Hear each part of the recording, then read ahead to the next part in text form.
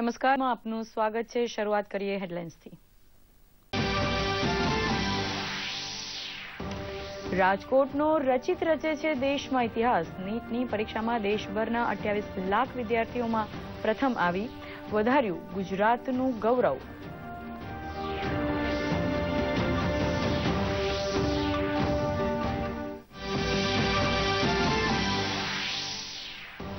આગામી અંદાજપત્ર 1 ફેબ્રુઆરીએ રજૂ થશે। વેપારી વર્ગને અંદાજપત્રમાં ઘણી આશાઓ છે।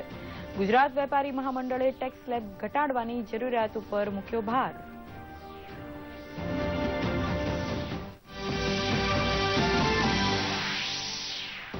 ગીર પંથકના આંબે આવ્યા લૂંબે લૂંબે જોર મોર, છતાં ખેડૂતોમાં થનગનાટના બદલે ચિંતાનું આવરણ। સૂકા ફૂગનો વ્યાપ વધતા શરૂ કર્યો દવા છંટકાવ।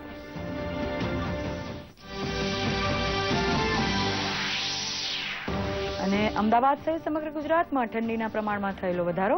નલિયામાં 10 ડિગ્રી અને અમદાવાદમાં 10.7 ડિગ્રી, જ્યારે સૌથી ઓછું તાપમાન નોંધાયું ગાંધીનગરમાં 9 ડિગ્રી સેલ્સિયસ।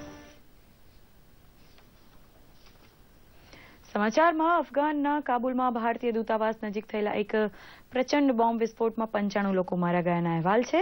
આ બોમ્બ વિસ્ફોટથી કરાયેલા હુમલાની જવાબદારી તાલિબાને લીધી છે। જોકે ભારતીય દૂતાવાસ નજીક થયેલા આ ઘાતક હુમલામાં તમામ ભારતીયો સુરક્ષિત છે।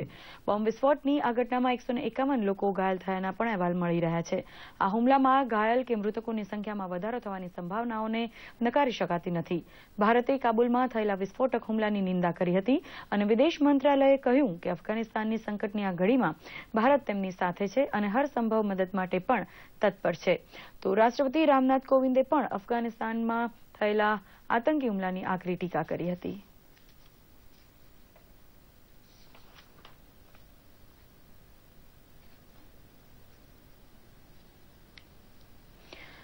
પ્રધાનમંત્રી નરેન્દ્ર મોદી આજે કંબોડિયાના પ્રધાનમંત્રી સમેકનિકો હુસૈન સાથે હૈદરાબાદ હાઉસમાં દ્વિપક્ષીય વાર્તા કરી।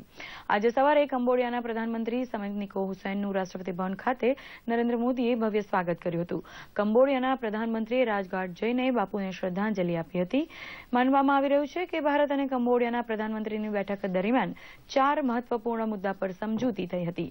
હુસૈને 10 આસિયાન દેશોમાં સામેલને ગણતંત્ર દિવસના સમારોહમાં સામેલ થવા आमंत्रित કર્યા હતા।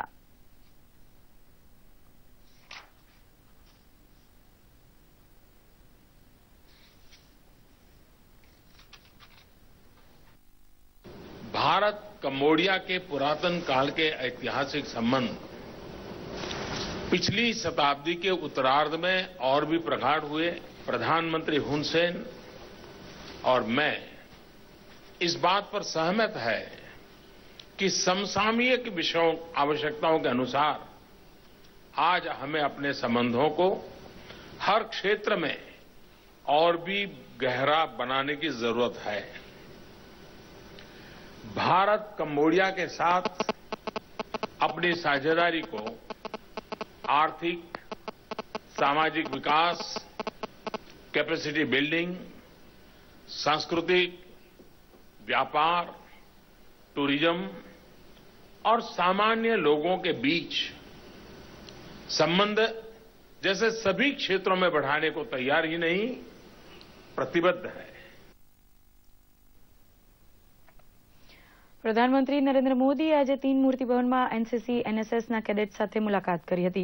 નવી દિલ્હીમાં પ્રજાસત્તાકની પરેડમાં દેશભરના નેશનલ કેડેટ્સ કોર અને રાષ્ટ્રીય સુરક્ષા દળ સાથે સાંસ્કૃતિક કાર્યક્રમોમાં જોડાયેલા બાળકો સાથે પ્રધાનમંત્રી મોદીએ સંવાદ કરી પ્રેરણાદાયી ઉદબોધન કર્યું હતું। દેશની આન બાન અને શાનમાં વિવિધતામાં એકતાનું મહત્વ સમજાવી એકતાની શક્તિને બહુવિધ ઉદાહરણથી સમજાવી હતી। પ્રધાનમંત્રીએ ખુદ યુવાઓને રાષ્ટ્રભાવના, એકતા તરફ પ્રતિબદ્ધતાથી આગળ વધવા અનુરોધ કર્યો।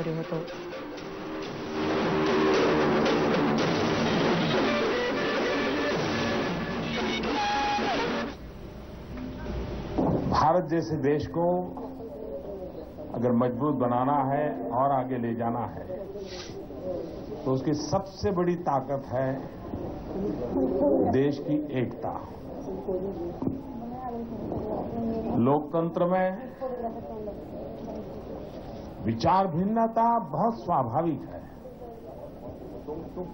और तुंडे तुंडे मतिर भिन्ना ये तो हमारे शास्त्रों में पहले से माना गया है, लेकिन एकता को कहीं भी खरोच ना आए और इस भाव को जीना पड़ता है। કેન્દ્રીય ઉત્થાન અને સીમા શુલ્ક બોર્ડ વિજ્ઞાન ભવનમાં આંતરરાષ્ટ્રીય કસ્ટમ દિવસ 2018નું આયોજન કર્યું હતું. આ પ્રસંગે કેન્દ્રીય નાણામંત્રી અરુણ જેટલી, નાણાં રાજ્યમંત્રી શિવપ્રસાદ શુક્લા અને રાજ્ય સચિવ હસમુખ અડિયા ઉપસ્થિત રહ્યા હતા. નાણામંત્રી અરુણ જેટલીએ જણાવ્યું હતું કે પ્રધાનમંત્રી નરેન્દ્ર મોદીએ કારોબારી સુગમતાના રેન્કિંગમાં ટોપ 50માં આવવાનો લક્ષ્યાંક રાખ્યો છે, જે મુશ્કેલ કામ નથી. સાથે નાણામંત્રીએ જણાવ્યું હતું કે જીએસટીથી ભારતના અપ્રત્યક્ષ કર વ્યવસ્થામાં ફેરફાર આવ્યો છે અને વિશ્વના બીજા દેશોની સરખામણીમાં આ વ્યવસ્થા ઝડપી વિસ્તરી છે.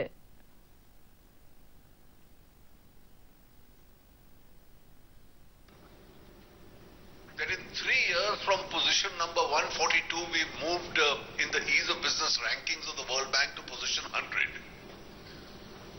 42 positions, the last 30 being in 1 year.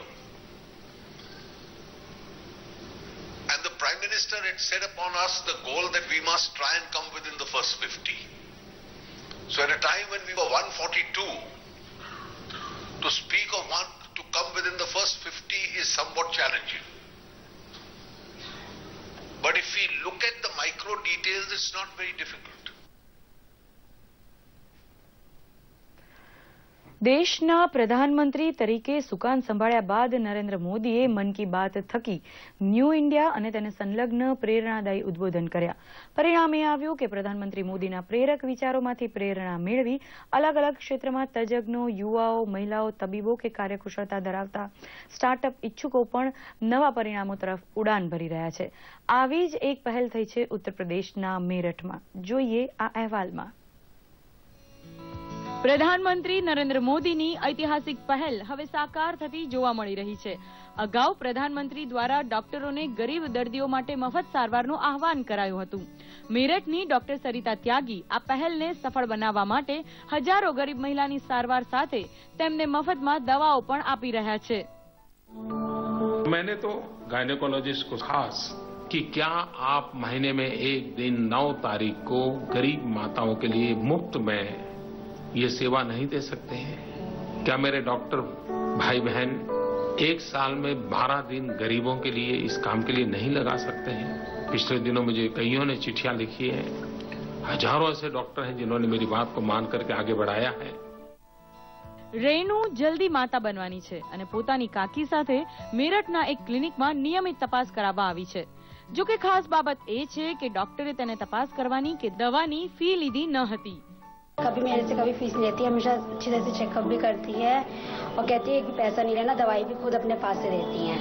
जितना उनसे होता है अपना खुद करती हैं. बहुत अच्छी हैं. अपनी सिस्टर को भी कई बार लाती हूँ या अपने किसी रिश्तेदार को. ये मेरी चाची हैं, इनको थोड़ी दिक्कत थी, मैं इनको भी लाई हूँ. कहती मैं भी फीस नहीं लूंगी बेटा, जिसको भी तुझे दिखाना तो दिखा सकती. એક સામાન્ય છાપ એવી હતી કે તબીબો ગરીબ દર્દીઓના ખિસ્સા ચીરવામાં કોઈ દયાભાવ નથી દાખવતા. પણ પ્રધાનમંત્રીની પ્રેરણા મેરઠની ડોક્ટર સરિતા ત્યાગીના દિલમાં કરુણા, પ્રેમ અને દયાનો તેજોપુંજ પ્રગટાવી ગઈ. फिर ये चीज मुझे बहुत स्ट्राइक की, मुझे बहुत अच्छा लगा. ये सुन के मुझे लगा कि देश का प्रधानमंत्री जब इतनी सामाजिक काम के लिए और देश के लिए इतनी बड़ी सोच रखता है, तो फिर हमारी सबकी भागीदारी होना बहुत आवश्यक है. अगर सब लोग इसको मास मूवमेंट की तरह अगर हम लोग इसको अडॉप्ट कर लें, तो शायद गर्भवती महिलाओं की मृत्यु होना, गर्भवती महिलाओं के साथ कुछ भी उन्हें बीमारियां होना या बच्चों के साथ बाल मृत्यु दर, गर्भवती महिला मृत्यु दर बहुत कम हो जाएगी.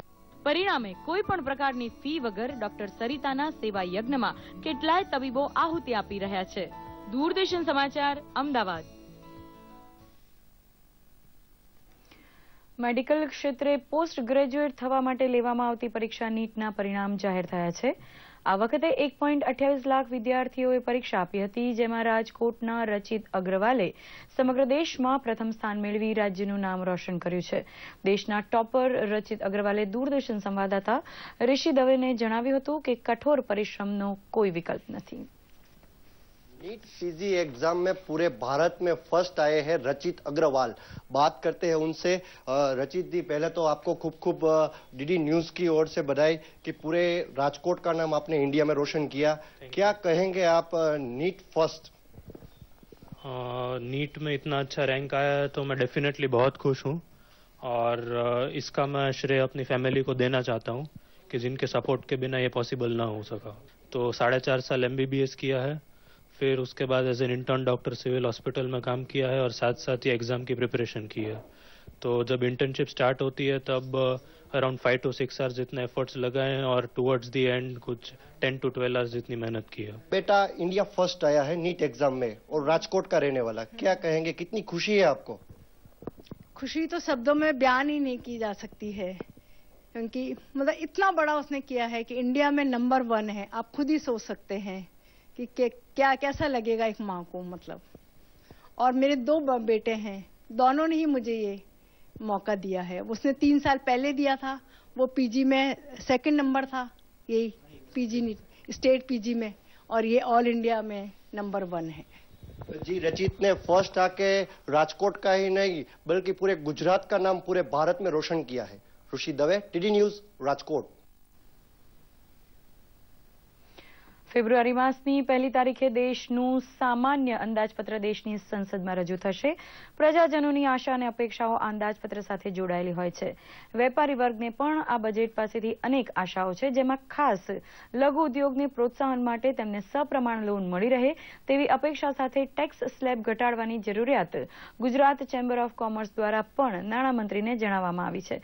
શું છે આવનારા બજેટ પાસેથી અપેક્ષાઓ, આવો જાણીએ। જે રીતે ટ્રેડમાં અત્યારના એક્સપોર્ટના સામે ઇમ્પોર્ટ વધી રહ્યું છે તો ડ્યુટી ડ્રોબેક અમુક પ્રોડક્ટમાં કેમિકલ્સમાં ફાર્માસ્યુટિકલ્સમાં ડ્યુટી ડ્રોબેકને ચોક્કસ વધારવો જોઈએ, જેથી કરીને ભારતનું વિદેશી હૂંડિયામણ બચે અને અહીંયાની રોજગારીની તકો વધે। બજેટમાં શિક્ષણને લગતા જે કાયદા છે એને કડક કરવાની જરૂર છે અને ફી વધારોને એ જે છે એમાં કંટ્રોલ કરવાની જરૂર છે સરકારે। અને બેટી બચાવો બેટી પઢાઓ જે સરકારનો યોજના છે એમાં બી એ લોકોએ નાની છોકરીઓ માટે 1 થી 5 ધોરણ મુક્ત શિક્ષણ આપવાની વ્યવસ્થા કરવી જોઈએ। નાના લોકોને જરૂર વધારો છે તો ગવર્મેન્ટને અપીલ છે કે એ લોકો ફાઇનાન્સનું એરેન્જમેન્ટ હેલ્પ કરે તો જેથી લઘુ ઉદ્યોગો ઊંચા આવશે તો ડેફિનેટલી દેશને બી લાભ થશે, લોકોને બી લાભ થશે, બધી રીતે પાવરફુલ રહેશે। કેસર કેરીના ગઢ ગણાતા ગીર પંથકમાં આંબે ભરપૂર મંજરી આવતા ખેડૂતોમાં ખુશીનો માહોલ છવાયો છે, પરંતુ વાતાવરણ પલટવાના કારણે કેરીમાં રોગ આવતા ફ્લાવરિંગ બળી રહ્યાનું નજરે પડી રહ્યું છે। ત્યારે કૃષિ વૈજ્ઞાનિકો દ્વારા તેના નિવારણ માટેની કેટલીક માહિતીઓ ખેડૂતોને આપી હતી। જોઈએ એક રિપોર્ટ।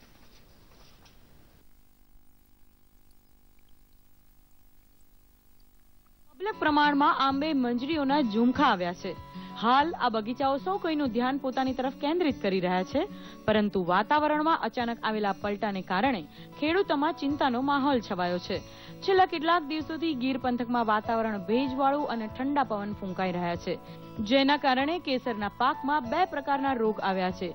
ફૂગ અને સૂકા નામનો રોગ આવતા મોર બળીને ખરી રહ્યા છે। અલિકા છે, પછી ટિલ્ટ છે, પછી મેંગો જોઈસ પ્લસ છે, આનાથી મધ્યો વયો જાય, આનાથી મધ્યો વયો જાય। આ છે ફૂગનાશક છે, આ છે મોરને ચોટાડી દે।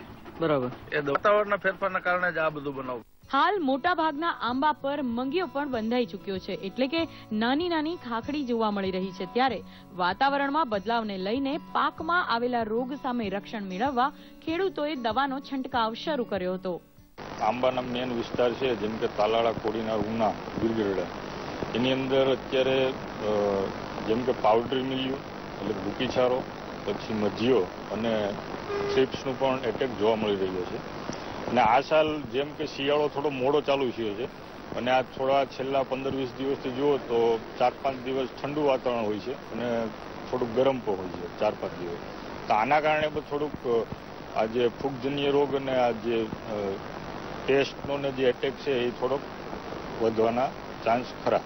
કેરીનો મોર મબલક પ્રમાણમાં આંબે ઝૂલતા ધરતીપુત્રોમાં ખુશીની લાગણી જોવા મળી રહી છે.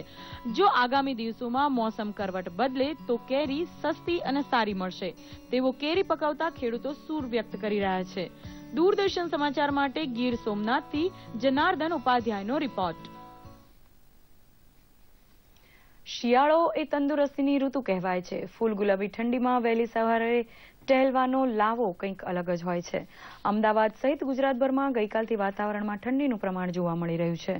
દર વર્ષ કરતાં થોડી મોડી છતાં ઠંડીની શરૂઆત થતાં લોકોમાં આનંદનો માહોલ છે અને સાથોસાથ ગ્લોબલ વોર્મિંગના લીધે ઠંડીનું મોડું આગમન પણ લોકોમાં ચિંતાનો વિષય બન્યો છે. સૌથી ઓછું તાપમાન ગાંધીનગરમાં 9 ડિગ્રી સેલ્સિયસ નોંધાયું છે. ભુજ 13.4, અમદાવાદ 10.7, નલિયા 10 અને મહુવામાં 9.9 ડિગ્રી સેલ્સિયસ તાપમાન નોંધાયું છે. ઠંડીનો ચમકારો આગળ આવે તો સારું છે કે ગરમીથી લોકોને રાહત થાય અને અમે મે જૂનમાં જે ગરમી પડે છે તો એ તો લોકોને આગળ જઈને સહન કરવાની જ છે. તો અત્યારે ઠંડીનો લાભ મળે. ઠંડીના કારણે અમે લોકો અવારનવાર અહીંયા ત્રિપાઠી ટી સ્ટોલ પર આવતા હોઈએ છીએ અને ઠંડીના લીધે અમને ચા પીવાની બી મજા આવે છે. એટમોસ્ફિયર સારું છે.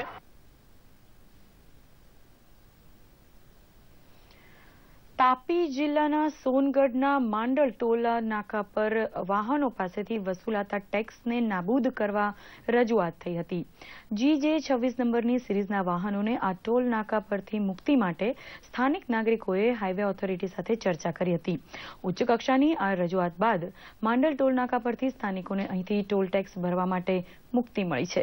પોતાના પ્રશ્નોનું નિરાકરણ આવતા સ્થાનિકો પણ ખુશ છે.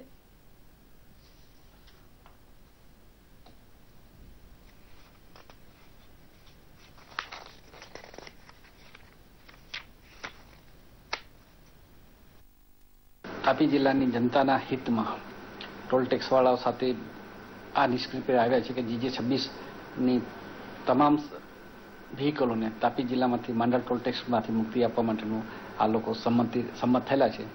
હું આશા રાખું છું કે તાપી જિલ્લાની તમામ જનતાને આનો લાભ મળશે અને નાગરિકોને જે હાલાકી ભોગવવી પડતી હતી એ બંધ થશે. સારું થયું કે અમારા માટે ટોલ નાકો ફ્રી કરાયો. બહુ સારી વાત છે. પહેલા તો મતલબમાં 125 રૂપિયા અમને ભરવા પડતા હતા. હમણાં સારું છે કે ફ્રીમાં જતા છે, ફ્રીમાં આવતા છે. ભરૂચ જિલ્લાના હાંસોટ નજીક આવેલા પંડવાઈ સુગર ખાતે આજે ગુજરાત રાજ્ય સહકારી ખાંડ ઉદ્યોગ સંઘની 57મી વાર્ષિક સાધારણ સભાની બેઠક મળી હતી, જેમાં ગુજરાતમાં આવેલ ખાંડ મંડળીઓને બેસ્ટ ટેકનિકલ પરફોર્મન્સ એવોર્ડ તથા ખેડૂત સભાસદોને અલગ અલગ ક્ષેત્રે મેળવેલ સિદ્ધિ બદલ બેસ્ટ સુગરકેન ફાર્મર એવોર્ડ એનાયત કરવામાં આવ્યા હતા. રાજ્યના સહકાર અને વાહન વ્યવહાર વિભાગના મંત્રી ઈશ્વરભાઈ પટેલ, ગુજરાત રાજ્ય સહકારી ખાંડ ઉદ્યોગ સંઘના ચેરમેન માનસિંહ પટેલ સહિત રાજ્યની વિવિધ ખાંડ ઉદ્યોગ મંડળીઓના ચેરમેન સહિત અગ્રણીઓ ઉપસ્થિત રહ્યા હતા.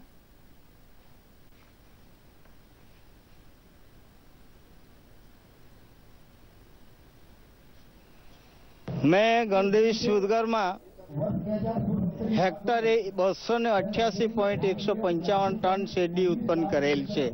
તેનું મને મારું આજે સન્માન કરવામાં આવ્યું છે, એવોર્ડ આપવામાં આવ્યો છે. ગુજરાતની સહકારી સુગર ફેક્ટરીઓ ટેકનિકલી જે ખૂબ સારી છે તેને 1, 2 અને 3 સુગર ફેક્ટરીઓના કામમાં અમે એને એવોર્ડ આપીએ છીએ. વધુ ઉત્પાદન કરતા જે ખેડૂતો છે એ ખેડૂતો 10 ખેડૂતોને અમે એવોર્ડ આપીએ છીએ અને એ ખેડૂતો ખૂબ સારું ઉત્પાદન કરે છે. ફર્સ્ટ જે પ્રાઇઝ છે તે લગભગ 288 ટન પર હેક્ટર એમણે શેરડી પકવી છે. ભારતની બ્લાઇન્ડ ક્રિકેટ ટીમ વર્લ્ડ કપમાં પાકિસ્તાન સામે વિજય મેળવી પરત માદરે વતન આવી પહોંચી છે, ત્યારે વલસાડ જિલ્લામાં ખેલાડીઓનું ભવ્ય સ્વાગત કરવામાં આવ્યું હતું.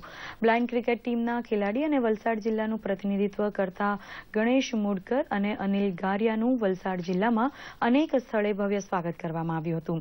ધરમપુર 3 દરવાજા ખાતે મોટી સંખ્યામાં લોકો ઉપસ્થિત રહ્યા હતા અને ખેલાડીઓનું ભવ્ય સ્વાગત કરાયું હતું. વલસાડના ધારાસભ્ય તેમજ વલસાડ ડાંગના સાંસદ આ સ્વાગત સમારોહ ઉપસ્થિત રહ્યા હતા.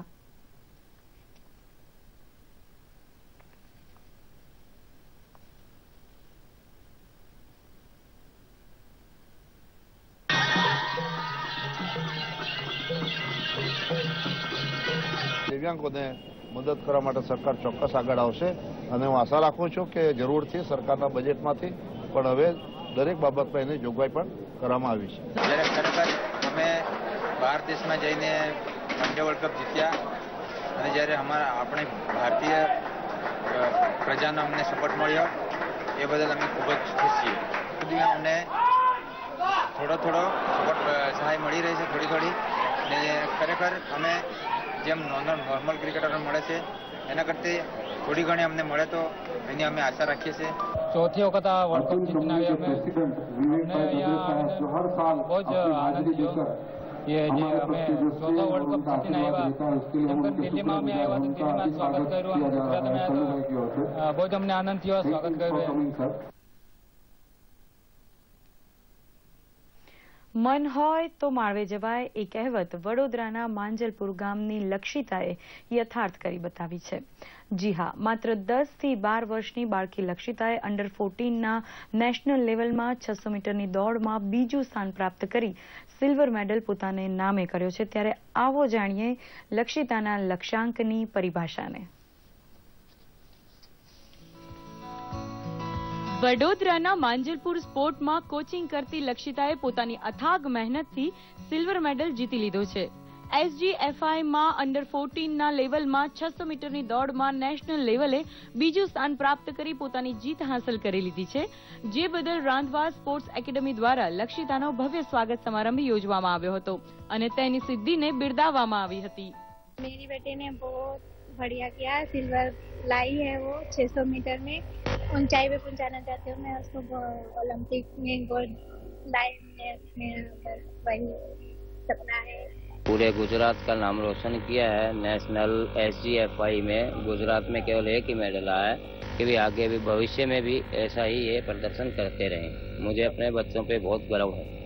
વડાપ્રધાન નરેન્દ્ર મોદીનું સ્વપ્ન ખેલો ઇન્ડિયા જીતો ઇન્ડિયા સાકાર કરવા લક્ષિતાએ જાણે કમર કસી હોય તેવું લાગી રહ્યું છે.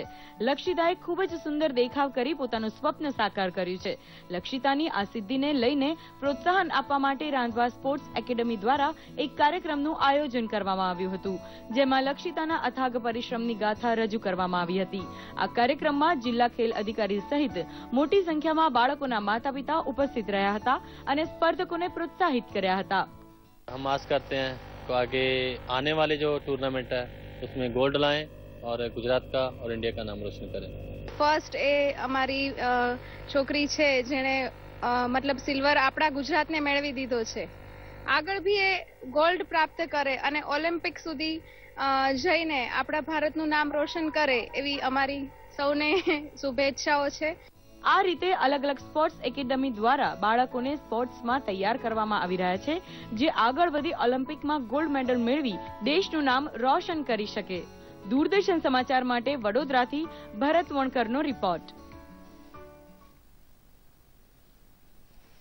વડોદરા પાસે સાવલીના ગોઠડા ગામે એક જર્જરિત ઇમારત હેઠળ બપોરની નિંદ્રા માણી રહેલા શ્રમજીવી પરિવાર પર સ્લેબ તૂટી પડતા 2 શ્રમજીવીઓના મોત નીપજ્યા હતા, જ્યારે એક ઈજાગ્રસ્તને સારવાર અર્થે હોસ્પિટલથી ડાયેલો છે. આજે બપોરના સુમારે ઘટેલી આ દુર્ઘટનામાં ગોઠડા નજીક એક બંધ કંપનીની જર્જરિત ઇમારત હેઠળ આ શ્રમજીવીઓ આરામ કરી રહ્યા હતા. કાટમાળ નીચે દબાયેલા આ શ્રમિકોને ફાયર બ્રિગેડે જહેમતપૂર્વક બહાર કાઢ્યા હતા, જોકે 2 શ્રમિકોના ઘટના સ્થળે જ મોત નીપજ્યા હતા. અને હવે જોઈએ સોશિયલ મીડિયામાં ટ્રેન્ડ થયેલા કેટલાક સમાચારોનો અમારો ખાસ રિપોર્ટ.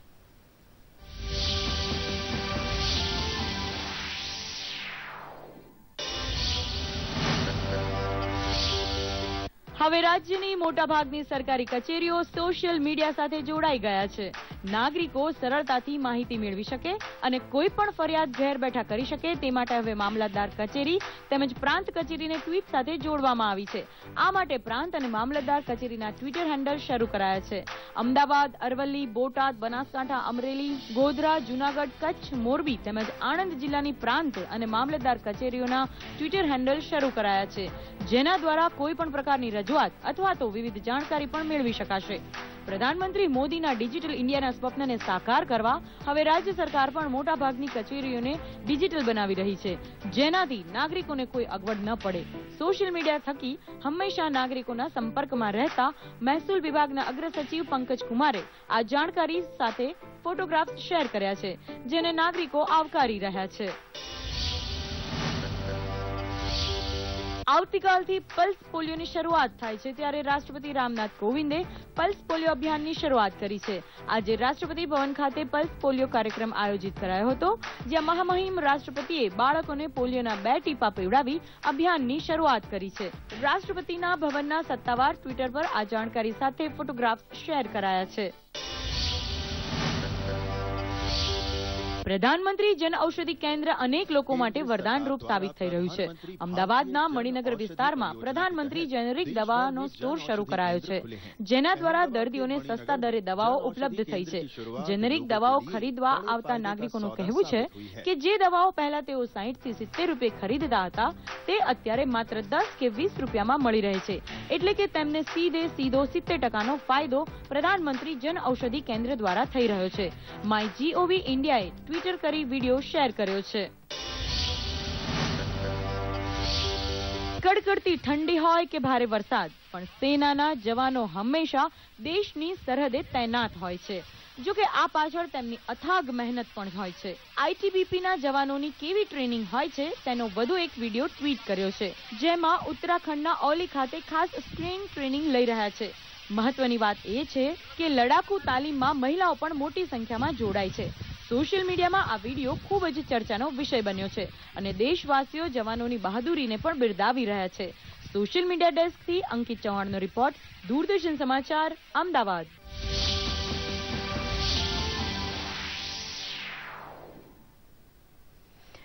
અને હવે જોઈએ આજના હવામાન સમાચાર.